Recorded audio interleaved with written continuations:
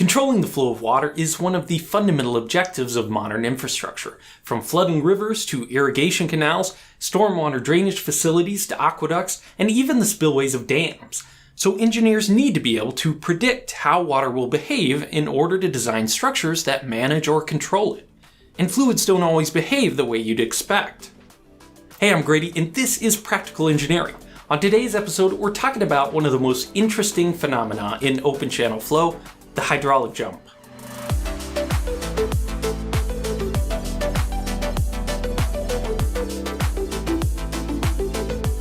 This video is sponsored by NordVPN. Feel safe online, anywhere, anytime. More on that later. Fluid dynamics might sound as complicated as rocket science, but unlike rockets, you probably already have some intuitions about how water flows. The study of how water with a free surface behaves, that is, not confined within a pipe, is known as open channel hydraulics. This field is especially useful in civil engineering, where structures can't usually be tested at scale. We can't build a dam, cause a flood to see how well the spillway works, and then rebuild it if the performance isn't up to standards. Instead, engineers need to be able to predict how well hydraulic structures will perform before they're ever constructed. This is the definition of engineering: to take theoretical knowledge of science and physics, in this case fluid dynamics, and apply that information to make decisions about the real world. One of the most important parameters in fluid dynamics is velocity, or how quickly the water flows. Sometimes velocity is a good thing, like when you're trying to move a lot of water quickly, for example in a flood. Sometimes velocity is a bad thing, like if you're trying to avoid erosion. Either way, it's almost always a key criterion when designing hydraulic structures. But the velocity of flow isn't the only velocity that's important in fluid dynamics. We also care about the velocity of waves, or how quickly pressure disturbances in a fluid can travel. If the flow velocity is exactly equal to the wave speed, we call the flow critical. But it's more likely that these two velocities are different. Slow, tranquil flow conditions are called subcritical. In this case, the wave speed is faster than the flow velocity. You can see that the waves can travel against the flow direction. Because of this, the depth is controlled by downstream conditions. You can see that anything I do upstream isn't changing the depth of this flow.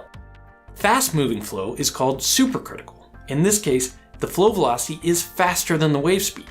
You can see that the waves aren't able to propagate upstream. Supercritical flow is controlled on the upstream side, so nothing I do downstream affects the depth of the supercritical flow above. A flow profile can naturally transition from subcritical to supercritical. That is, from slow to fast. For example, if a channel changes to a steeper slope or a cliff. Many types of flow measurement devices rely on forcing a flow to transition from sub to supercritical because there will be a unique relationship between the flow rate and the depth for a given geometry.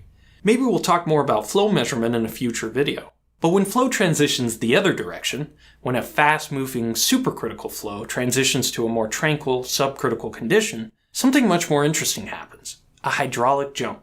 The classic demonstration of a hydraulic jump can be seen at the bottom of your sink. Open the faucet and watch how the flow behaves. You can see the fast-moving flow right as the stream hits the sink and the abrupt transition of the hydraulic jump to a slower-moving flow.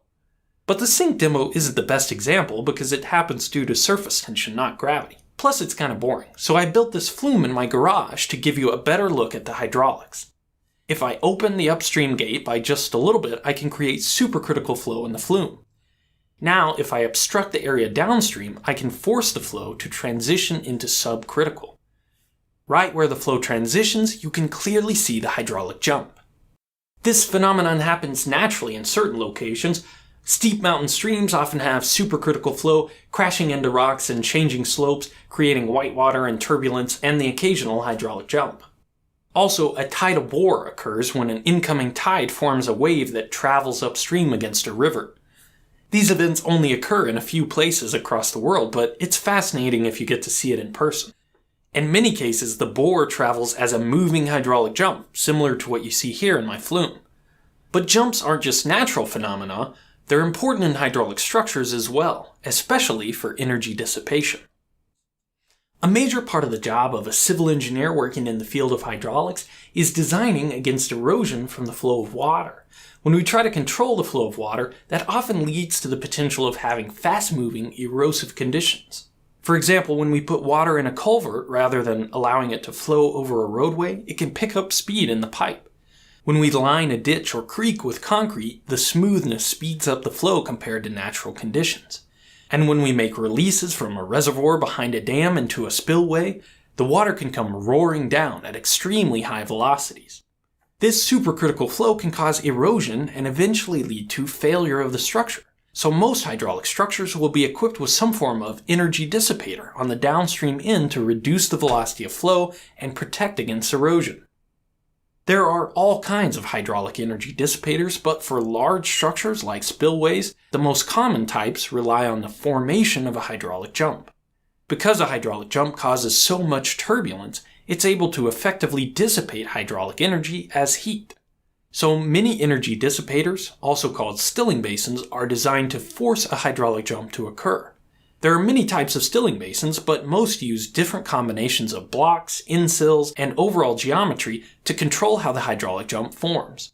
The turbulence stays within the stilling basin with the objective of having smooth, tranquil, subcritical flow leaving downstream, minimizing the potential for erosion which would otherwise threaten the integrity of the structure.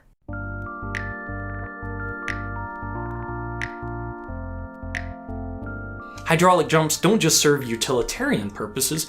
Recreational whitewater courses can be found across the world, and many of these courses make use of hydraulic jumps as artificial rapids. In fact, many kayak parks started out as obsolete dams in need of removal, a perfect opportunity for replacement with something more beneficial to the community and the environment. Freestyle kayaking, also known as playboating, involves performing tricks in a single spot. Playboaters use natural and artificial hydraulic jumps to stay in one spot. I've never tried this myself, but it looks like a lot of fun. Next time you see water flowing in an open channel, try to identify if it's sub or supercritical, and keep your eye out for hydraulic jumps. Thanks to NordVPN for sponsoring this video. I'm really happy to share the sponsor because, in a small way at least, I owe my marriage to VPNs. If you're not familiar, a virtual private network, or VPN, is a way to tunnel your web traffic so that it can't be seen or recorded from the outside. Well before my wife and I were married, she spent 2 years living and working in Beijing, China. China's heavy-handed regulation of the internet, sometimes called the Great Firewall, made it difficult for us to stay in touch during this time. We used a VPN to get around the censorship of certain websites and services we use to communicate. I remember then that it was so complicated and complex to get it running. Now I use NordVPN, and they're offering a big discount to you at nordvpn.com/practicalengineering. Watch how simple and quick it is for me to completely protect my internet traffic. It's so easy, there's almost never a time I'm not connected through a VPN these days. They also have an extension for Chrome and an app for your phone as well. If your privacy and security online is important to you, visit nordvpn.com/practicalengineering or click the link in the description below to get 75% off a 3-year plan. Use promo code PRACTICALENGINEERING to get an extra month free. Thank you for watching, and let me know what you think.